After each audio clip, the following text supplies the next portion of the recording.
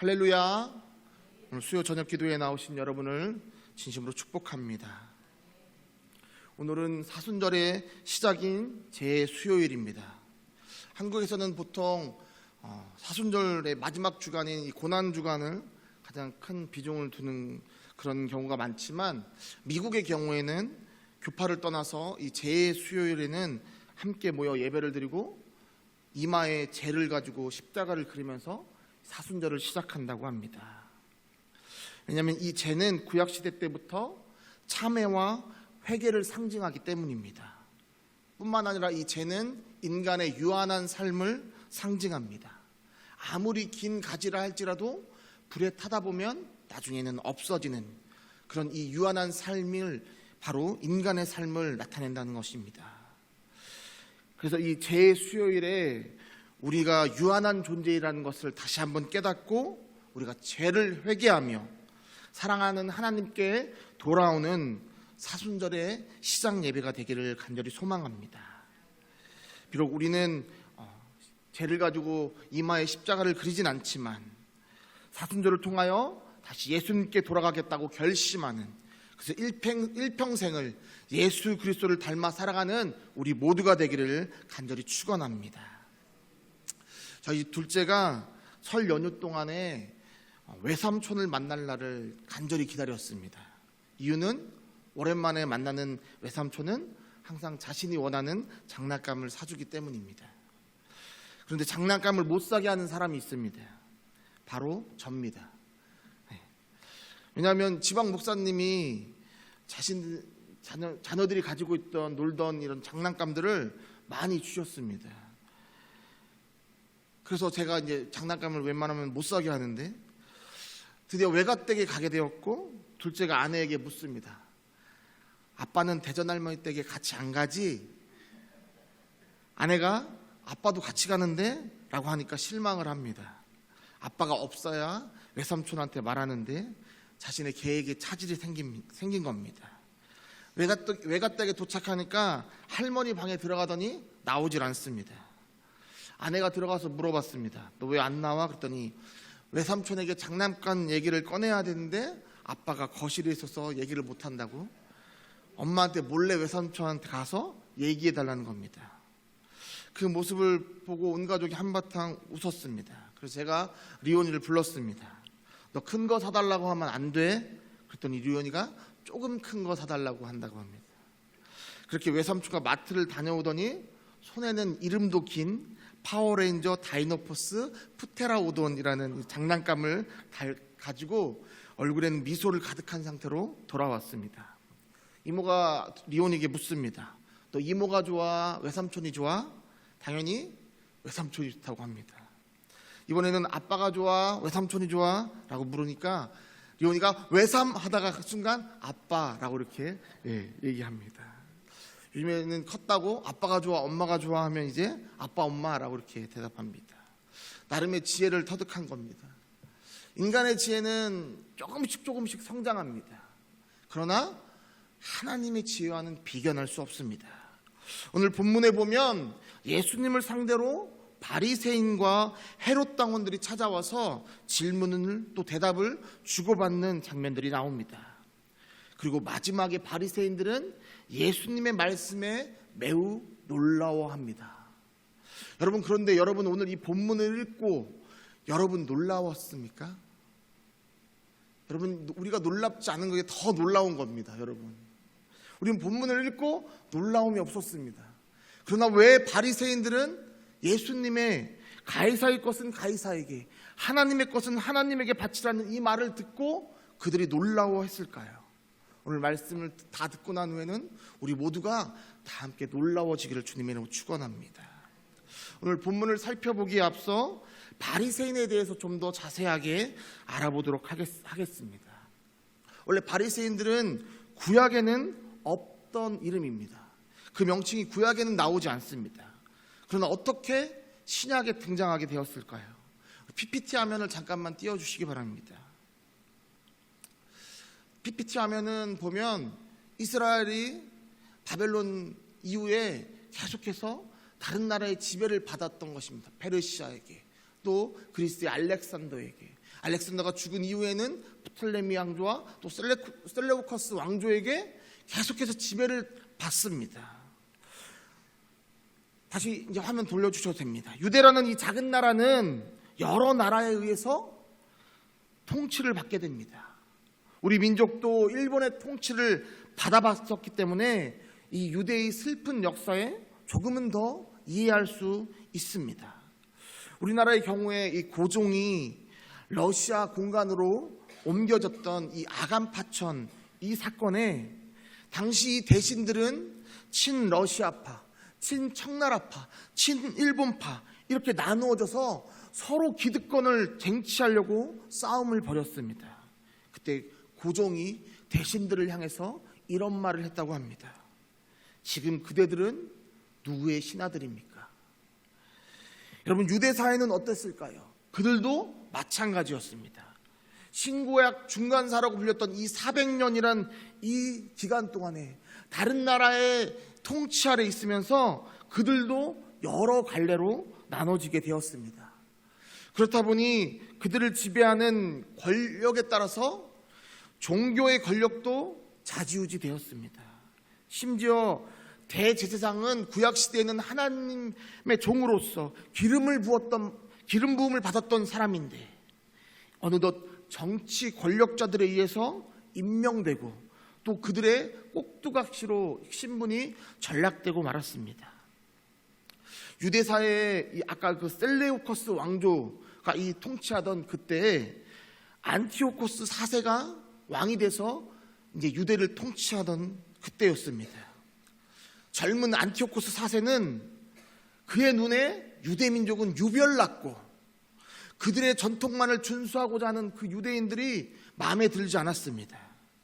그래서 그는 강제적으로 헬레니즘 문화를 따르게 합니다. 마치 일본이 우리의 창씨를 개명하게 하고 또 한국어를 사용하지 못하게 했던 것처럼 그들도 유대인들에게 안식일을 지키지 못하게 하고 또 돼지고기를 강제로 먹게 했습니다. 심지어 예루살렘 이 성전에 제우스상을 세우려고 했고 성전의 벽에는 돼지피를 발라서 성전을 더럽혔습니다. 이 모습에 유대인들이 분노하게 됩니다.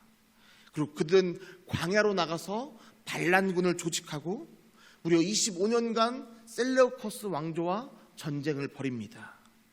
그중 가장 뛰어났던 지도자가 바로 마카비라는 사람이었고 그 전쟁을 승리로 이끌게 됩니다. 바로 이 전쟁을 그래서 마카비 전쟁 또는 마카베오 전쟁이라고 부릅니다. 그리고 이 승리를 통해서 잠깐의 독립을 하게 됩니다. 그리고 이 독립기간에는 바로 하스몬 왕조가 유대를 통치하게 됩니다. 그러나 이 하스몬 왕도 자신이 왕과 또 대제사장직을 함께 겸직하려고 했습니다. 그래서 이때 그것은 율법에 맞지 않다라고 그 하스몬 왕을 반대했던 사람들이 바로 바리새인들입니다. 여러분, 이 바리새인들은 왕의 눈밖에 나게 되었고 그때부터 정치적인 핍박을 받게 되었고 추방까지 당하게 됩니다. 하스몬 왕의 잘못을 지적했던 이 바리새인들은 순수한 유대 신앙을 모색했던 것이 그들의 시작입니다. 그렇다 보니까 바리새인이라고 할 때 이 바리새의 뜻이 히브리어 페루심에서 따온 구별된 자라는 뜻입니다. 바리새인들의 시작은 바로 구별됨이었습니다. 그렇게 바리새인들은 율법과 장로들의 전통을 지켜가면서 민중의 편에 서서 이 백성들과 함께하던 자들이었습니다. 그래서 백성들이 있던 회당을 중심으로 활동을 했고 자신들의 민족을 위해서는 자신들의 목숨까지 내놓았던 민족주의자들, 그들이 바로 바리새인이었습니다. 여기서 잠깐 PPT 화면에 나오는 바리새인의 순환의 역사를 잠깐 살펴보겠습니다. 맨 첫 줄에 하스몬 왕조 때는 이렇게 배척을 당합니다. 그 이후에 로마가 통치하게 되고 헤롯 대왕이 이제 유대를 통치하게 될 때도 헤롯 대왕으로부터 이 박해를 당하게 됩니다. 왜냐하면 이 헤롯 대왕이 헬레니즘 건물을 유대에 자꾸만 건립하는 것을 이 바리새인들이 반대하다가 그래서 박해를 당하고 또는 심지어 처형까지 당했습니다. 그의 아들 분봉한 헤롯 아켈라오 같은 경우에는 우상을 세우고자 합니다. 그래서 그것을 막기 위해서 바리새인들이 가서 그것을 막다가 또 죽음을 당합니다. 여러분, 예수님 시대에 호구조사를 했던 거 기억나시죠? 이 AD 6년에 호구조사를 이 로마 황제의 명령에 따라서 호구조사를 하게 되는데, 이때 이 바리새인들이 우리는 하나님의 통치만을 믿는다라고 주장하면서 이 호구조사를 반대하다가 무려 2,000명이 되는 사람들이 십자가 처형을 당하게 됩니다. 그리고 예수님이 활동하시기 전 몇 년 전 빌라도가 율법을 어기는 짓을 해서 성전을 더럽히는 짓을 해서 그것에 대해 항의하다가 바리새인들은 또 처형을 당합니다. 여러분, 우리는 바리새인 하면 독사의 자식들, 이 멘트가 가장 떠오르지 않습니까? 그런데 사실상 이 바리새인들은 처음이 구별됨이었고 그들은 정말로 민족을 위해서 싸워왔던 사람들입니다. 그런데 문제는 그랬던 그들이 변질되기 시작했다는 것입니다. 점차 변질되어져 갑니다. 우리 다 같이 마태복음 3장 5절 7절 말씀을 함께 읽겠습니다. 마태복음 3장 5절 7절 말씀입니다. 그 다음 PPT 넘겨주시면 됩니다. 한 번 더 넘겨주시면 됩니다. 제가 읽겠습니다. 이때 예루살렘과 온 유대와 요단강 사방에서 다 그에게 나와 자기들의 죄를 자복하고 요단강에서 그에게 세례를 받더니 요한이 많은 바리새인들과 사두개인들이 세례 베푸는 대로 오는 것을 보고 이르되 독사의 자식들아, 누가 너희를 가르쳐 임박한 진노를 피하라 하더냐.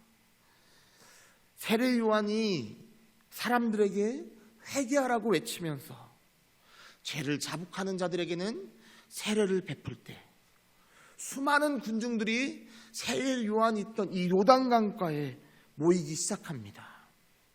그런데 이때 바리새인들과 사두개인들도 바로 이 장소에 옵니다. 하지만 이들은 세례 요한에게 세례를 받기 위해서 자신의 죄를 자복하기 위해서 이곳에 나온 것이 아닙니다. 그들은 자신의 정치적 힘이었던 민중들이 그곳에 모여 있었기 때문에, 백성들이 그곳에 모여 있었기 때문에 바로 그 자리에 나오게 된 겁니다. 그래서 이 세례 요한은 그들을 향해서 독사의 자식들아, 누가 너희를 향한 진노를 피하라 하더냐라고 말한 것입니다. 즉, 이 바리새인들에게 유대 백성들은 단지 이제 정치적 도구에 불과했습니다. 그들은 유대의 종교적 지도자로서 그들을 사랑의 대상으로 보는 것이 아니라 자신의 정치적 수단으로만 보게 된 것입니다. 그래서 세례 요한은 바로 하나님의 마음을 품고 그들에게 독서를 내뱉었던 것입니다. 사랑하는 성도 여러분, 하나님께서 우리 안에 영혼을 사랑하는 그 마음을 부어주십니다. 그리고 그것이 바로 하나님의 사랑의 마음입니다. 그런데 이것이 만약에 우리 안에 없다면 우리가 하는 모든 것들은 다 아무 소용이 없는 것입니다. 바로 하나님께서는 오늘 우리에게 이 말씀을 전해주십니다. 아무리 그 행동이 멋지고 아름답다 할지라도 중요한 것은 우리 안에 하나님의 사랑이 있느냐 없느냐라는 것입니다. 바로 이런 배경 지식 속에서 오늘 본문을 살펴보도록 하겠습니다. 우리 함께 본문 13절 말씀을 함께 읽겠습니다. 그들이 예수의 말씀을 책잡으려 하여 바리새인과 헤롯 땅 중에서 사람을 보내매. 아멘.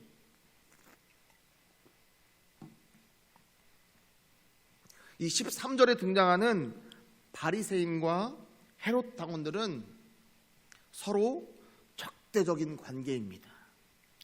바리새인들은 민족주의자였고 헤롯 당원은 이방인이었던 이 이두메 사람 헤롯의 가문을 인정하고 그들을 따랐던 자들입니다.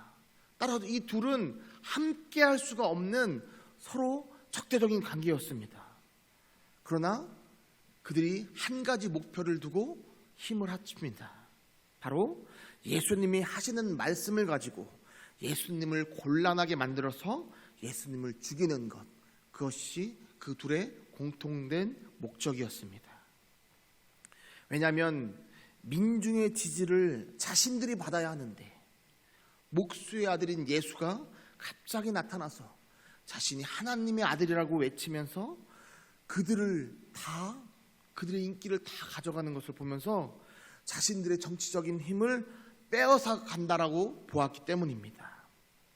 예루살렘에 예수님이 입성하실 때 많은 사람들이 자신의 겉옷과 또 나뭇가지를 길에 펴서 다윗의 자손 예수여 호산나 지금 구원하소서라고 예수님을 경배하게 됩니다.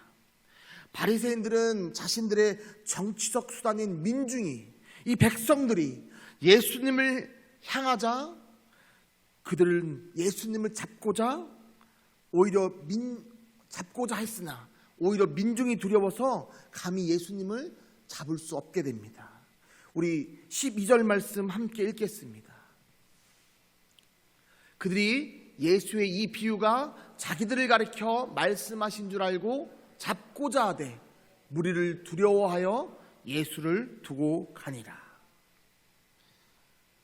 예수님을 잡고 싶었지만 예수님을 따르는 무리들이 너무 많자 감히 손을 대지 못하고 나오게 된 것입니다. 이 바리새인들은 이제 하나님보다 자신의 이익을 더 중요시했습니다. 그래서 그들은 헤롯 당원과도 손을 잡고 끊임없이 예수님을 제거할 목적으로 이런 질문을 하게 된 것입니다. 우리 14절 말씀을 함께 읽겠습니다. 와서 이르되 선생님이여 우리가 아노니 당신은 참되시고 아무도 꺼리는 일이 없으시니 이는 사람을 외모로 보지 않고 오직 진리로서 하나님의 도를 가르치심이니이다. 가이사에게 세금을 바치는 것이 옳으니까 옳지 아니하리까. 앞에 참되시고 또 하나님의 도를 가르치시고 이런 것은 다 가식적인 말들입니다. 그들이 진짜 하고 싶었던 말은 로마 왕자 가이사에게 세금을 바치는 것이 옳습니까? 옳지 않습니까? 대답해 주십시오 였습니다. 여러분, 이 질문이 얼마나 무서운 질문입니까? 여러분, 아까 앞서 살펴보았지만 바리새인들은 호구조사를 할 때 반대하다가 무려 2,000명이나 십자가형을 당했다고 말씀을 드렸습니다. 근데 그때 함께 반대했던 것이 바로 로마에게 세금을 바치는 것이었습니다. 왜냐하면 우리는 하나님께만 세금을 바쳐야 한다라고 주장했던 사람들이었기 때문입니다. 그러나 이제 그들은 자신의 정치적 힘을 얻기 위해서 그 아프고 슬픈 그 역사를 예수님께 적용합니다. 만약 예수님께서 세금을 바치는 것이 옳다고 한다면 예수님을 민족을 배신한 자로 몰고 가고 또 하나님 대신 로마 황제를 주인으로 인정하는 종교 범죄자로 몰아가서 예수님을 제거하면 될 것이고, 만약 반대로 옳지 않다라고 말한다면 자신들이 그렇게 죽임을 당했던 것처럼 헤롯 당원을 통해서 로마에게 정치범으로 고발해서 바리새인이 죽었던 그것처럼 예수님을 죽이고자 하는 것, 바로 이 질문이었습니다. 바리새인들은 15절에 또 한 번 우리가 바칠까요? 말까요? 라고 묻습니다. 사랑하는 성도 여러분, 바리새인의 이 질문은 그들이 지금 얼마나 타락했는지를 보여주는 너무나 안타까운 모습입니다. 분명 바리새인의 시작은 구별됨이었고 민족을 위한 자들이었지만 이제는 자신의 정치적 힘을 되찾기 위해서 오직 예수만 죽이면 된다는 그 일념 아래 너무나도 속이 보이는 질문을 하고 있는 것입니다. 그때 예수님이 말씀하십니다. 데나리온 하나를 가져오라. 화면에 데나리온 화면 그 동전을 한번 띄워주시기 바랍니다. 이게 데나리온 동전입니다.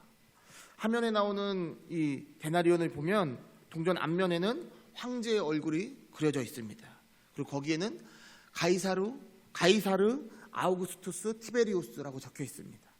로마 황제는 신의 아들이다. 뒷면에는 저 모습이 재판하는 이 대제사장의 그림입니다. 즉 황제가 신의 대리인이라는 뜻입니다. 예수님께서는 그들이 가져온 이 데나리온을 보면서 그들에게 대묻습니다. 이 형상과 글이 누구의 것이냐? 그때 바리새인들이 가이사의 것입니다 라고 대답합니다. 사랑하는 성도 여러분, 우리는 이스라엘의 이 신구약 중간사의 그 역사와 또 바리새인의 순환의 역사를 좀 생소하게 볼 수 있습니다. 그러나 그곳에 있던 바리새인들과 또 유대의 백성들은 너무나 잘 알고 있는 자신들의 역사입니다. 바리새인의 시작이 구별됨이었고 바리새인들이 율법을 지키기 위해서 자신의 목숨까지 아끼지 않았던 그 모습, 그리고 백성들의 영적 지도자로서 행했던 그 삶의 모습을 그들은 너무나 잘 알고 있었습니다. 바로 이것을 너무나 잘 알고 있는 그들에게 예수님께서 이렇게 대답하신 것입니다. 가이사의 것은 가이사에게, 하나님의 것은 하나님에게 바치라. 이제까지 바리새인 너희의 조상들은 하나님의 것을 지키기 위해서 목숨까지 내놓았는데 왜 이제 너희는 너희의 정치적 이익을 위해서 가이사에게 바쳐야 합니까? 하나님에게 바쳐야 합니까? 라고 묻고 있느냐라고 말씀하시는 것입니다. 예수님의 이 말씀의 의도를 그들은 너무나 잘 알았기에 그들은 놀랄 수밖에 없었고, 예수님께서 자신들의 변질을 너무나 잘 알고 있다는 그 사실에 두려워하며 그들은 떠날 수밖에 없었던 것입니다. 여러분, 그렇다면 모든 바리새인들이 이런 모습이었을까요? 성경 요한복음에 보면 그렇지 않았던 바리새인을 소개합니다. 바로 바리새인이었던 니고데모입니다. 그는 예수님께 밤에 찾아갑니다. 예수님이 행하시는 그 표적을 보면 분명 하나님께로부터 오신 분이 맞는데 아직 예수님에 대한 확신이 없었기 때문에 다른 사람의 눈에 띄지 않는 이 밤에 예수님께 나아간 것인 겁니다. 그리고 거기에서 예수님으로부터 거듭나야 한다라는 말씀을 듣게 됩니다. 우리가 너무나 잘 아는 하나님이 세상을 이처럼 사랑하사로 시작한 이 요한복음 3장 16절 말씀도 바로 예수님이 니고데모에게 하신 말씀이고, 바로 이 니고데모는 이 예수님의 말씀을 통해 변화를 겪게 됩니다. 그래서 요한복음 7장에 보면 대제사장과 또 바리새인들 앞에서 이 니고데모는 예수님을 변호합니다. 우리 요한복음 7장 51절 말씀을 개역개정이 아니라 표준 세번역 성경으로 함께 읽겠습니다. 우리의 율법으로는 먼저 그 사람의 말을 들어보거나 그가 하는 일을 알아보지도 않고 사람을 판결할 수는 없지 않소. 이것이 바로 니고데모가 바리새인들에게 했던 말입니다. 어떻게 하면 예수를 죽일 수 있을지 회의하는 이 바리새인들을 향해서 어쩌다가 우리가 우리의 이익을 위해서 사람을 판결하고 죽이려고 하는 자들이 되었냐고 한탄하면서 예수님을 변호하던 자가 바로 니고데모였습니다. 또한 이후에 요한복음 19장에 보면 이 바리새인이었던 이 니고데모는 몰약과 침량을 가지고 예수님의 장례를 돕는 자로 성경에 등장합니다. 다시 말해서 예수님의 말씀에 집중을 했던 이 바리새인, 이 니고데모는 변화를 하게 되었지만, 하나님보다 자신의 이익을 더 우선시했던 이 사람들은 예수님이 하나님의 아들임을 절대 깨닫지 못하게 된 겁니다. 사랑하는 성도 여러분, 가이사의 것은 가이사에게, 하나님의 것은 하나님에게 바치라는 이 말씀의 진짜 의미, 진짜 본질은, 너는 지금 가이사를 택하겠느냐, 하나님을 택하겠느냐라고 예수님이 우리에게 대묻고 계신 것입니다. 그래서 오늘 이 말씀은 사순절을 시작하는 우리에게 너무나 필요한 말씀입니다. 사랑하는 성도 여러분, 여러분은 세상을 상징하는 가이사를 선택하시겠습니까? 우리를 죽기까지 사랑하셨던, 그리고 사랑하시는 그 하나님만을 선택하시겠습니까?